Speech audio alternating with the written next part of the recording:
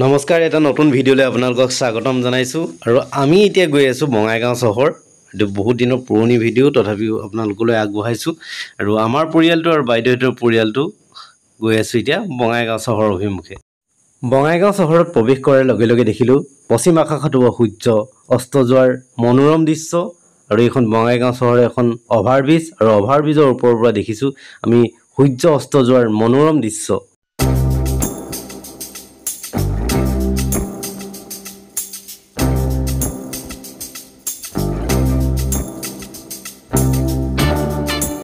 আৰু এয়া হ'ল বঙাইগাঁও চহৰৰ মাজমজিয়াত থকা ইউনিভাৰ্চেল ষ্টুডিঅ'। আৰু ইউনিভাৰ্চেল ষ্টুডিঅ'তে সকলো ব্ৰেণ্ডৰ বস্তু পোৱা যায়। ইয়াতে শ্বপিং মল আছে। ষ্টুডিঅ' সন্মুখ ভাগত দেহা মানুহ আৰু মই ফটোৰ বাবে পষ্ট দিছোঁ। চাওক, ইয়াতে গোটেই ব্ৰেণ্ডবোৰ আছে। বলক তেন্তে ভিতৰলৈ সোমাই যাওঁ, চাওঁগৈ।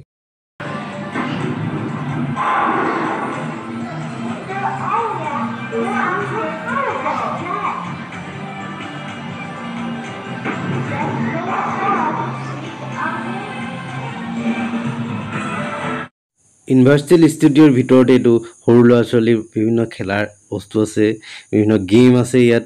আৰু মনোৰঞ্জনৰ সকলো সুবিধা ইয়াৰ ভিতৰতে পোৱা যায়। আৰু আমাৰ বেটিও এইবোৰ মজা লৈছে, সুখ লৈছে, আৰু প্ৰথমবাৰৰ কাৰণে জীৱনত। আৰু ইউনিভাৰ্চেল ষ্টুডিঅ'ত আমি বজাৰ সমাৰ কৰিলোঁ, বিভিন্ন কাপোৰ কিবা কিবি কিনিলোঁ বেটিহঁতলৈ আৰু আমালৈ। আৰু এই অভাৰব্ৰিজখন দেখিছেনে? দিনত যে দেখিছিলোঁ এইখন ভিউ পইণ্টটো চাওকচোন, ৰাতিৰ ভিউ পইণ্ট কিমান ধুনীয়া। আৰু বঙাইগাঁও চহৰলৈ আহি এটা কথা উপলব্ধি কৰিলোঁ, কিন্তু নামনি অসমৰ বহুত ধুনীয়া চাফ চিকুণ চহৰ এখন।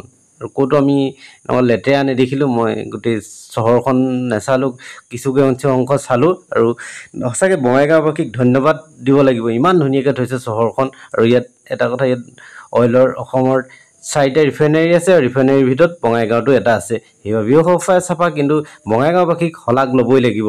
আৰু আজিলৈ ইমানতে ভিডিঅ'টো সামৰিছোঁ। ধন্যবাদ।